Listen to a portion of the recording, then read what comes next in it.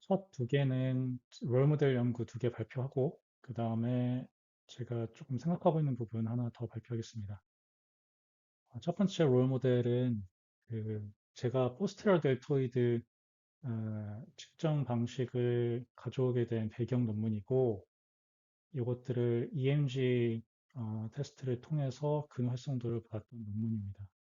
서론에서는 그 Clinical Importance of Rhomboid를 시작으로 해서 이게 이제 만약에 잘못됐을 경우에는 어떤 뭐 페인이든 클리니컬한 이슈가 생기는지를 간단하게 짚고 넘어갔고 바로 그 다음 단락에서 EMG 테스트가 그 어떤 목적으로 쓰이고 그 노멀라이제이션은 왜 필요한지에 대해서 또 설명이 되어 있습니다. 세 번째 단락은 그렇게 측정해낸 MVC 값이 그 어떤 크라이테리아에 따라서 이게 뭐 좋다, 나쁘다, 뭐 활성도 높다, 낮다 이런 거가 어떤 기준인지 그 구간별 41에서 60% 이런 식으로 구간별로 그 크라이테리아를 보여주었고요. 그래서 마지막에는 이렇게 MVC를 측정하는 게 중요한데 우리가 알고 있던 기존의 MMT들은 이거를 다 한꺼번에 비교한 적이 없었다. 그래서 내가 이번에 비교해서 어떤 MMT 방법이 이제 가장 효과적인지를 한번 밝혀보고자 한다. 이렇게 서문을 끝마치고 있습니다. 메소드로 넘어가 보자면은 이제 간단하게 11명 남자 하고 있다는 얘기하고 뭐 클리니컬한 이슈 없는 사람들 대상으로 했다라는 내용으로 짧게 끝내고 있고요. 테스트 프로시저는 뭐 랩 타임이라 랩 수라던가 포지션 어떤 머슬들을 타겟으로 했고 컨트랙션 타임 얼마고 이런 내용이 있지만 기본 메인리는 이 전체 프로토콜과 그 포지션이 어떤지를 쭉 서술을 하고 있습니다. 결과값을 잠깐 보자면은 이제 제가 이걸 선택하게 된 이유가 포스티리어 델토이드에서 그 EMG 값이 롬보이드가 가장 높게 나왔기 때문에 요 테스트 방법을 선택을 했습니다. 두 번째는 캔달 방식으로 했던 것. 두 번째 롤 모델 스터디는 터너가 한 아니, 요 노머티브 데이터를 측정하기 위한 연구였는데 이 연구에서 다른 연구와 다른 거는 그 reliability 스터디가 안에 포함되어 있었기 때문에 이거를 또 두 번째 롤 모델로 첫 시작은 이제 스캐플라 디스키네시스와 그 어깨 부상에 관한 전반적인 이야기들로 시작을 했습니다. 그래서 이런 근육의 약화라던가 타이밍 오류 같은 것들이 SD의 요인이 될 수 있으며 다시 SD는 어깨 질환을 야기하는 또 요인이 될 수 있다. 이렇게 시작을 하고 있고요.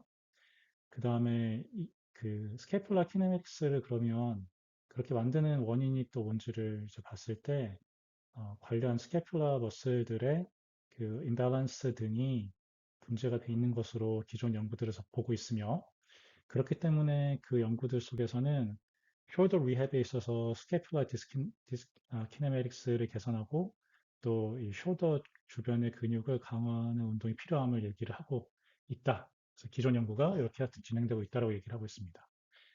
약간 방향을 틀어서 그 다음은 HHD의 유용함에 대해서 얘기를 하면서 이제 인트라레이터 다 확보가 되었다라고 얘기를 하고 다시 이제 경관절 재활에 대한 얘기로 돌아가는데 이게 이제 움직임 재교육이라던가 근력 강화 같은 것들이 임핀지먼트를 개선하는데 효과가 뭐 있다는 거를 확인한 논문들이 얘기를 하면서 이런 것들이 포함이 돼야 된다라고 얘기를 하고 있고 포함이 돼야 되는데 그 마지막 문단은 그거에 대한 우리가 근력을 측정한 그 normative value가 없어서 이런 것들이 비교함에 있어서 기준점이 좀 없는 상황이다. 그래서 우리는 이런 근력 측정이 SD와 뭐 이런 디스펑션을 확인하고 재활하는 데 있어서 중요한데 노머티브 데이터가 없기 때문에 이 노머티브 데이터를 연구하려고 한다. 다만 여기서 우리의 가정은 over the athlete 같이 이 scapular stability가 더 요구되는 대상자는 아마도 그와 관련된 근력이 더 강할 것으로 가정하고 이렇게 연구를 하겠다라고 이제 서론을 쓰고 있습니다.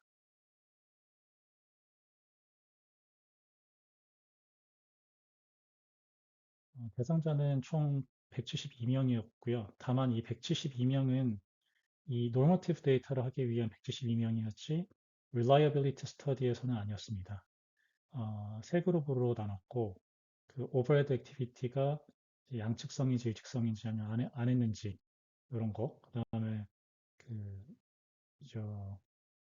이 두 그룹 사이에 분명히 경계가 있는 그런 그룹들로만 했고 그 숄더에 대한 어떤 치료 이력 없는 건강한 사람들만 대상으로 했습니다. 메소드 첫 번째 패러그래프는 demographic information을 이제 gathering하는 방식이라던가 뭐 이런 거에 대해서 얘기를 했고요. second paragraph에서는 그 MMT 메소드에 대해서 설명을 하고 있습니다.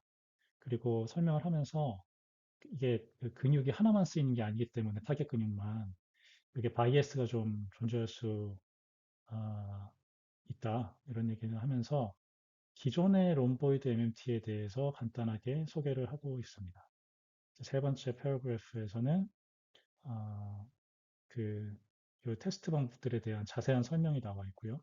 그 다음에 마지막에는 그, 이 각각의 테스트들이 랜더마이즈드하게 구성이 되어 있다라는 내용을 쓰고 있습니다. Reliability Study는 아예 다른 항목으로 빠져 있는데, 요거는 이제 두 명의 examiner가 총 16명을 대상으로 Reliability Study를 했고요. 어, 두 명의 그 시험자는 다 blinded to the measurement 됐고, ICC calculation이 되어 있습니다.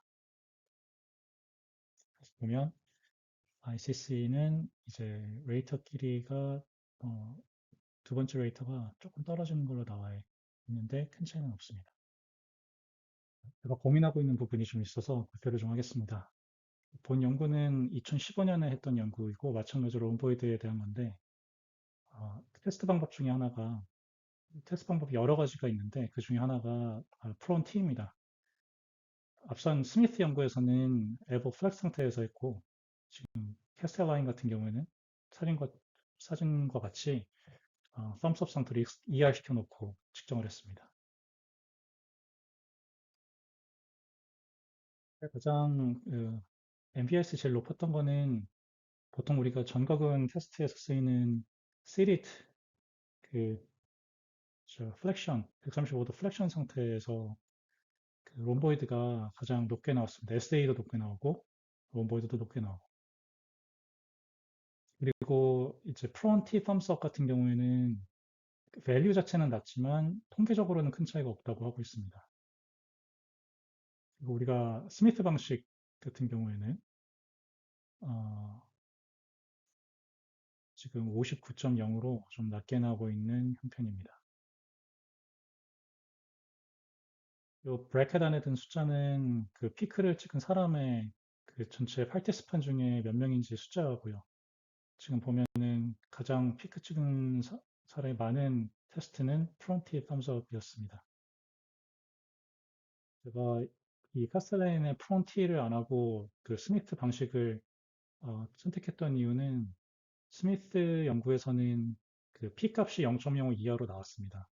근데 여기서는 mean peak value만 나오고 그 P 값에 대한 검증은 이루어지지 않았거든요. 그래서 스미스 방식을 택하긴 했는데 지금 보시다시피 ICC 데이터가 그렇게 좋지 않기 때문에 그 IRB 작성하면서 그냥 이 프론티를 하나 추가하면 어떨까? 그러고 나서 만약에 파일럿 그 데이터를 쓰게 될 경우에는 그 부분, 그 사람들에 대해서는 추가로 테스트를 좀 더해서 채워나가는 부분을 하면 어떨까? 그런 생각을 좀 했습니다.